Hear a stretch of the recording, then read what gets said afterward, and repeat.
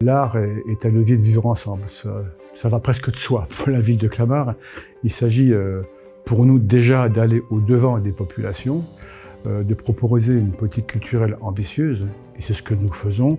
Si on prend l'exemple de Châtenay-Malabry ou de Dijon, le quartier de la Cité internationale de la gastronomie et du vin, nous travaillons avec des artistes que nous avons choisis collectivement avec les collectivités, à des scénarios de parcours avec chacun leur thématique. Dans le centre-ville de Joinville, nous avons travaillé avec la collectivité, les élus, au choix d'un artiste local, un artiste joinvillais, qui a proposé plusieurs œuvres, dont une qui est localisée sur la place de l'Hôtel de Ville, donc devant la mairie, un endroit très central. Benoît Luix, qui est un artiste joinvillais, c'est un artiste qui fait des œuvres remarquables. Une œuvre qui s'appelle Rencontre. Vous avez 2 masses de granit qui symbolisent beaucoup la rencontre souhaitée par la ville entre les habitants, entre les communautés, entre les générations. C'est vraiment le lien social, c'est faire participer nos écoles, nos enfants, nos amateurs, nos artistes, et les faire sortir. On a vraiment travaillé en partenariat pour écouter les souhaits de la ville, de manière à avoir